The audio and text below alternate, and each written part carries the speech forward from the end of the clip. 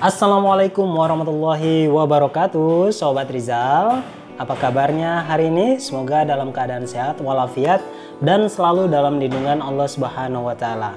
Tapi sebelumnya sahabat, saya mau mohon maaf nih karena ada suara-suara para pekerja yang lagi menjalani aktivitasnya.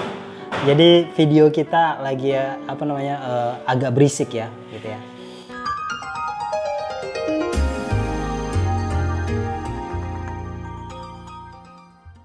Oke, kali ini kita akan membahas tentang hukum tajwid sahabat. Hukum tajwid yang akan kita bahas sobat adalah 4 hukum nun mati ataupun tanwin apabila bertemu dengan huruf hijaiyah lainnya. Yakni yang pertama adalah izhar, yang kedua adalah idgham, yang ketiga adalah ikhfa, dan yang keempat adalah iqlab. Tapi sahabat, sebelum saya lanjut, saya mau beritahukan dulu. Saya mau pastikan dulu bahwa sobat semua tahu kan apa itu tanwin. Nah, jadi tanwin itu sobat adalah 2 tanda baca yang seperti ini nih. Di sini ya.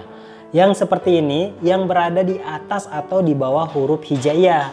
Nah, kalau sobat ketemu dengan tanda baca yang seperti ini, maka sobat harus melihat huruf hijaiyah yang ada di depannya. Karena itu akan mempengaruhi bunyi dari bacaan tersebut. Oke sahabat, langsung aja kita bahas hukum tajwid yang pertama, yakni izhar.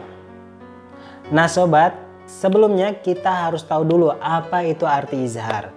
Jadi izhar itu artinya adalah jelas. Nah maksudnya di sini adalah apabila ada nun berharokat sukun, mati ataupun tanwin bertemu dengan huruf kho, ghoin, ha, ain, ha, dan alif, maka bunyi suara n pada nun berharokat sukun atau tanwin tersebut dibaca jelas. Contohnya bacaan man amila, maka nunnya dijelaskan man amila. Nah sobat, kalau sudah tahu izhar, sekarang kita akan mempelajari apa itu hukum bacaan yang kedua, yaitu idgham. Nah, buat sobat yang belum tahu apa arti dari idgham, jadi idgham itu artinya adalah masuk atau melebur sahabat. Maksudnya adalah apabila ada nun yang berharokat sukun ataupun tanwin bertemu dengan huruf ro, lam, mim, nun, waw, dan ya, maka suara n pada huruf nun yang berharokat sukun ataupun tanwin tersebut sahabat tidak dibaca, melainkan masuk atau dileburkan pada huruf yang dihadapinya. Nah inilah sahabat yang dinamakan dengan idgham. Contohnya kata man ya'malu, maka harus dibaca may ya'malu karena suara n-nya melebur pada huruf ya. Nah, apabila huruf setelah nun yang berharokat sukun atau tanwin itu adalah waw, mim, nun, ya, maka hukum tajwidnya sahabat bernama idgham bigunnah. Bigunnah artinya dengung, maka cara membacanya adalah dengan cara meleburkan yang disertai dengan dengung atau panjang. Contohnya tadi man ya'malu, maka dibaca panjang may ya'malu, tidak boleh may ya'malu, tapi dibacakan panjang may ya'malu. Sementara itu sobat, apabila setelah huruf nun yang berharokat sukun ataupun tanwin itu adalah huruf lam ataupun ro, maka hukum tajwidnya bernama idgham bila gunnah. Artinya bila gunnah adalah tidak didengungkan. Maka cara membacanya adalah dengan cara melebur huruf nun ke dalam huruf lam atau ro, akan tetapi tidak boleh didengungkan. Contohnya kata min rabbihim, maka dibaca mir rabbihim, tidak boleh dipanjangkan mir rabbihim. Nah sahabat, selanjutnya ada hukum bacaan ikhfa. Ikhfa itu sobat artinya adalah samar dengan suara yang mendengung. Maksudnya apabila ada nun berharokat sukun ataupun tanwin yang bertemu dengan salah satu dari 15 hijaiyah ini, yaitu tha, ta, jim, dal, zal, za, sin, shin, sod, do, to, zo, fa, qaf, kaf, maka bunyi suara N pada huruf nun yang berharokat sukun atau tanwin dibaca samar dan mendengung. Contohnya bacaan wa anzalna, maka dibaca wa anzalna, maka tidak boleh dibaca wa anzalna, disamarkan dan didengungkan wa anzalna. Atau bacaan min qablihim, maka dibaca min qablihim, tidak boleh min qablihim. Ya, jadi agak keliru sahabat ya. Lanjut sahabat ke hukum yang keempat, yakni hukum iklab. Nah sobat, iklab itu artinya berubah.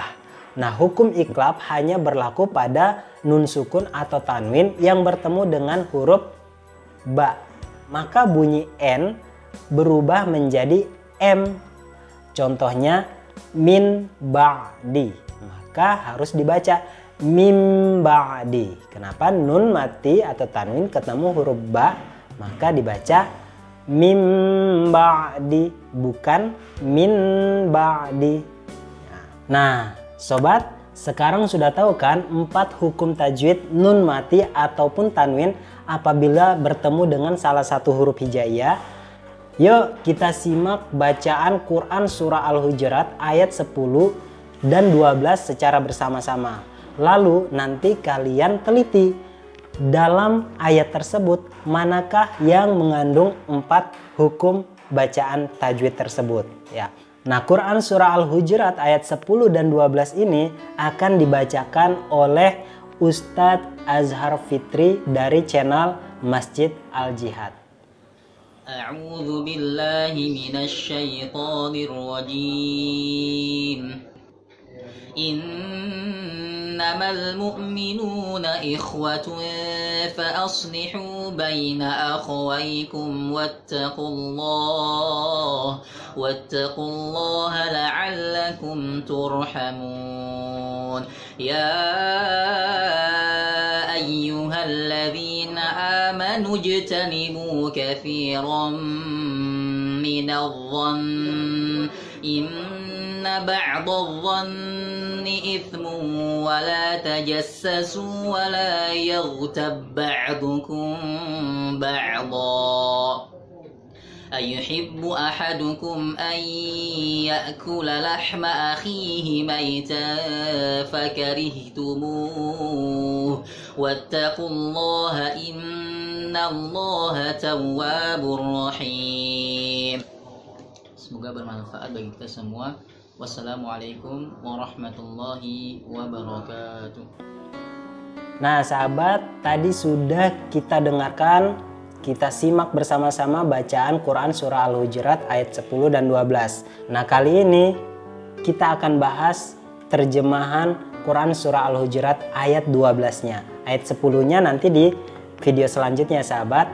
Yang artinya dengan menyebut nama Allah yang maha pengasih lagi maha penyayang. Wahai orang-orang yang beriman, jauhilah banyak dari prasangka. Sesungguhnya sebagian prasangka itu adalah dosa. Dan janganlah kamu mencari-cari kesalahan orang lain.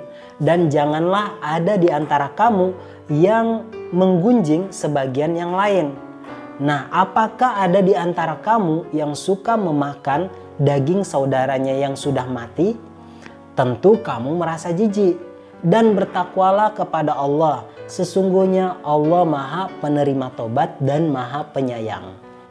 Sobat, secara umum isi kandungan surah Al-Hujurat ayat 12 ini berkaitan dengan etika seseorang dalam pergaulan sehari-hari agar tercipta sebuah hubungan pergaulan yang harmonis, aman, tertib, dan damai.